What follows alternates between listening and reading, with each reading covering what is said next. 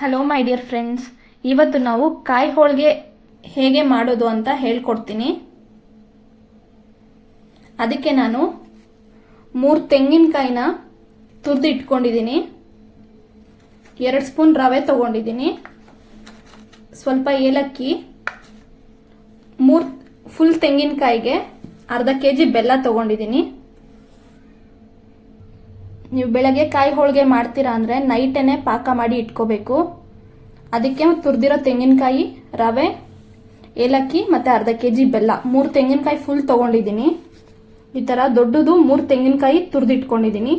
First ಈ ತುರಿದಿರೋ ಕೊಬ್ಬರಿನ mixie ಜಾರ್ಗೆ ಹಾಕ್ಕೊಂಡು ಗ್ರೈಂಡ್ ಮಾಡ್ಕೊಳ್ಳೋಣ.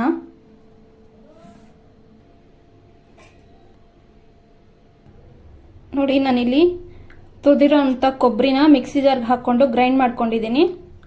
ಈಗ ಪಾಕ ರೆಡಿ ಮಾಡ್ಕೊಳ್ಳೋಣ. ಸ್ವಲ್ಪ ನೀರು ಹಾಕಿ ಬೆಲ್ಲ ಕರ್ಗೋದಕ್ಕೆ ಇಟ್ಟಿದ್ದೀನಿ. ಇಲ್ಲಿ ಬೆಲ್ಲ ಕರ್ಗೋದಕ್ಕೆ ಇಟ್ಟಿದ್ದೀನಿ. ಮತ್ತೊಂದು ಕಡೆ ಒಂದು ಪಾತ್ರೆಗೆ ತುರಿದಿರೋ ಅಂಥ ಕೊಬ್ಬರಿನ ಹಾಕ್ಕೊಂಡು 1-2 ನಿಮಿಷ ಹುರ್ಕೊಳ್ಳೋಣ.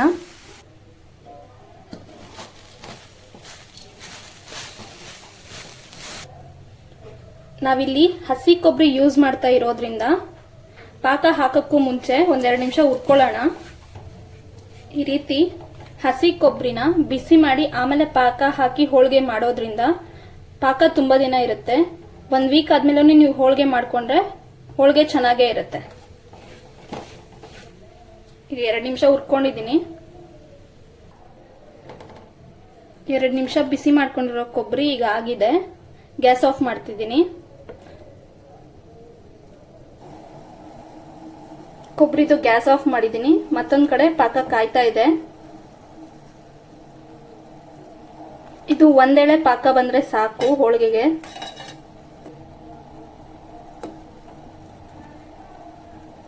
ಒಂದೆಳೆ ಪಾಕ, ಕಾಯಿ ಹೋಳಿಗೆಗೆ ಒಂದೆಳೆ ಪಾಕ ಸಾಕು.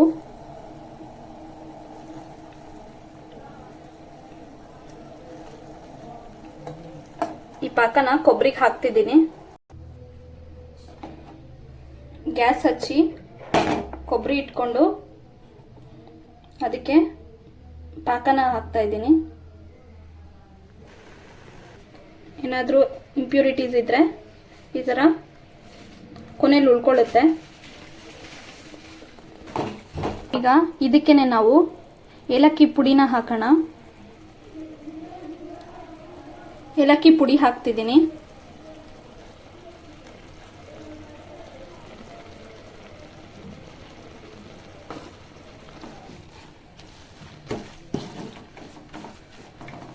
ಏಲಕ್ಕಿ ಹಾಕಿ ಹುರ್ಕೊಂಡಿದ್ದಾದ್ಮೇಲೆ ಇದಕ್ಕೆ ನಾವು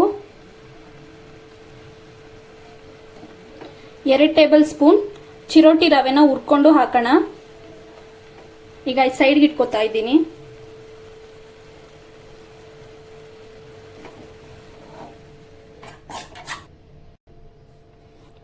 ರವೆ ಹುರ್ಕೊಂಡಿದ್ದಾಗಿದೆ. ಇದನ್ನ ನಾನು ಕೊಬ್ಬರಿಗೆ ಹಾಕ್ತಾ ಇದ್ದೀನಿ. ಈಗ 1 ಟೇಬಲ್ ಸ್ಪೂನ್ ಗಸಗಸೆನ ಹುರ್ಕೊಳ್ಳೋಣ.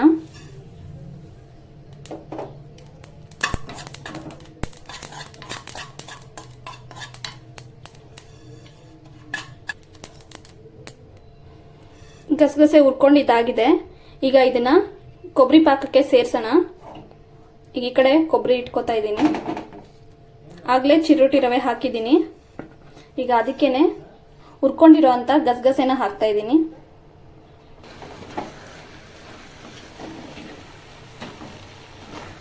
ಗ್ಯಾಸ್ ಸಿಮ್ಮಲ್ಲೇ ಇಟ್ಕೊಂಡು ಒಂದು 5 ನಿಮಿಷ ಫ್ರೈ ಮಾಡ್ಕೊಳ್ಳೋಣ.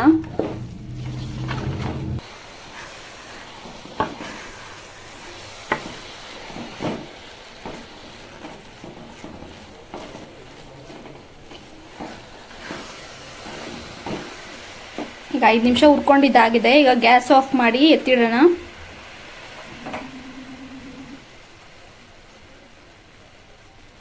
ಗ್ಯಾಸ್ ಆಫ್ ಮಾಡಿ ಇದನ್ನ ಆರಕ್ಕೆ ಬಿಡ್ತಾ ಇದ್ದೀನಿ.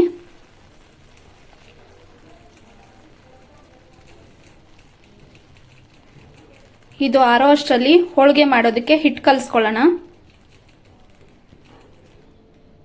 ಈಗ ಹೋಳಿಗೆ ಮಾಡೋದಕ್ಕೆ ಹಿಟ್ಟು ಕಲಿಸ್ಕೊಳ್ಳೋಣ. ಇಲ್ಲಿ ನಾನು 1 ಕಪ್ ಚಿರೋಟಿ ರವೆ ತಗೊಂಡಿದ್ದೀನಿ. ಇದಕ್ಕೇನೆ 1 ಕಪ್ ಮೈದಾನ ಹಾಕ್ತಾ ಇದ್ದೀನಿ. ಚಿರೋಟಿ ರವೆ ಎಷ್ಟು ತಗೋತಿರೋ ಅಷ್ಟೇ ಮೈದಾನು ತಗೋಬೇಕು. ಅರ್ಧ kg ಚಿರೋಟಿ ರವೆ ತೊಗೊಂಡ್ರೆ ಅರ್ಧ kg ಮೈದಾನ ತೊಗೊಂಡು ಮಿಕ್ಸ್ ಮಾಡಿ ಹೋಳಿಗೆ ಮಾಡೋದ್ರಿಂದ ಹೋಳಿಗೆ ಚೆನ್ನಾಗಿ ಬರುತ್ತೆ. ಈಗ ನಾನಿಲ್ಲಿ ಈಕ್ವಲ್ ಕ್ವಾಂಟಿಟಿಯಲ್ಲಿ ಮೈದಾ ಮತ್ತು ಚಿರೋಟಿ ರವೆನ ತೊಗೊಂಡಿದ್ದೀನಿ. ಇದನ್ನು ಮಿಕ್ಸ್ ಮಾಡ್ಕೊಳ್ಳೋಣ ಚೆನ್ನಾಗಿ. ಇದಕ್ಕೆ ನೀರು ಸೇರಿಸಿ ಕಲಿಸ್ಕೊಳ್ಳೋಣ.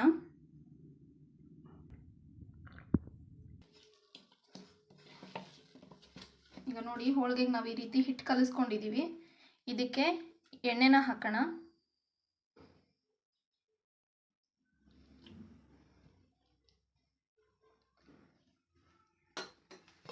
ಎಣ್ಣೆನ ಹಾಕಿ ಮತ್ತೆ ಕಲಿಸ್ಕೊಳ್ಳೋಣ.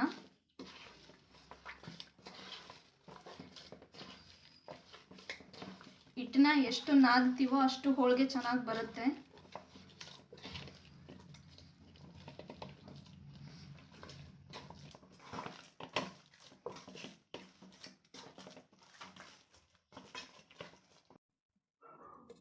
ಎಣ್ಣೆ ಹಾಕಿ ಹಿಟ್ಟನ್ನ ಕಲಿಸ್ಕೊಂಡಿದ್ದಾದ್ಮೇಲೆ ಇನ್ನೊಂದು ಸ್ವಲ್ಪ ಎಣ್ಣೆ ಸೇರಿಸಿ ನೆನೆಯಕ್ಕೆ ಬಿಡೋಣ.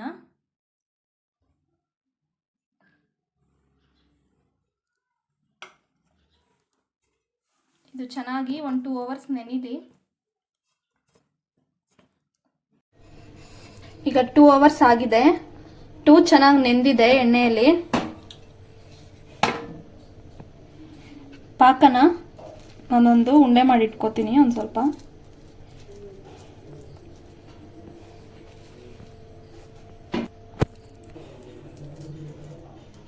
ಈಗ ಕೊಬ್ಬರಿ ಪಾಕನ ನಾನು ಉಂಡೆ ಮಾಡಿ ಇಟ್ಕೊಂಡಿದ್ದೀನಿ. ಹಿಟ್ಟನ್ನ ತಗೊಂಡು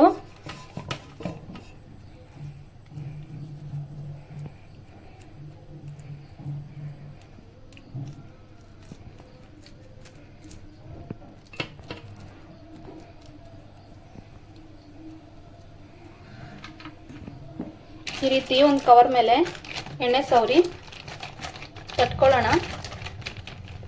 ಇದು ತಟ್ಕೊಳ್ತಾ ಇದ್ದೀನಿ. ಈ ಕಡೆ ತವಾ ಕಾಯೋದಕ್ಕೆ ಇಟ್ಟಿದ್ದೀನಿ.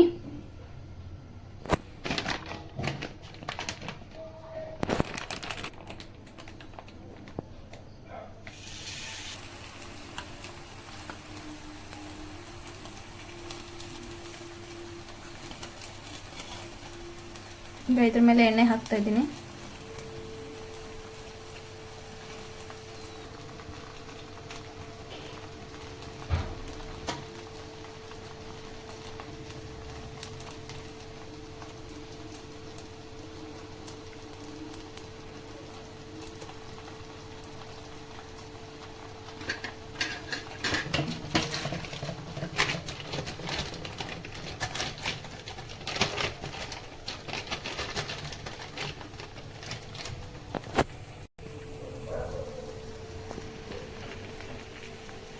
ಈಗ ಇದು ತಿರುಗಿಸ್ಕೊತಾ ಇದ್ದೀನಿ.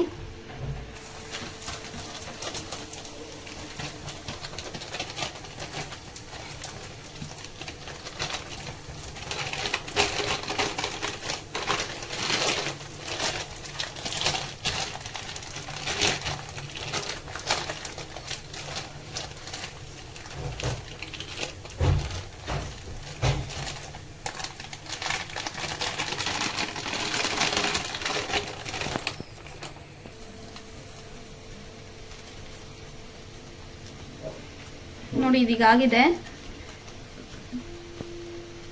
ತೆಗೆದು ಪ್ಲೇಟ್ಗೆ ಹಾಕೋತಾ ಇದ್ದೀನಿ.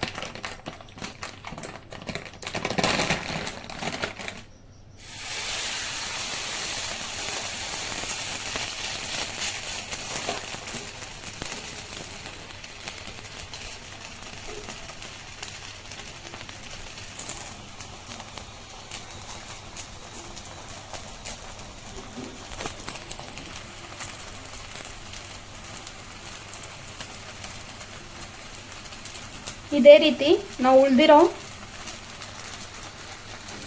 ಹೋಳಿಗೆನೆಲ್ಲ ಸುಟ್ಕೊಳ್ಳೋಣ.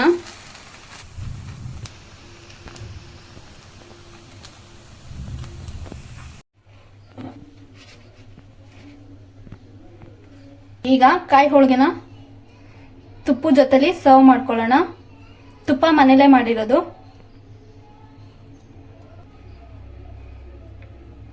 ನೋಡಿ ಎಷ್ಟು ಮರಳಾಗಿದೆ.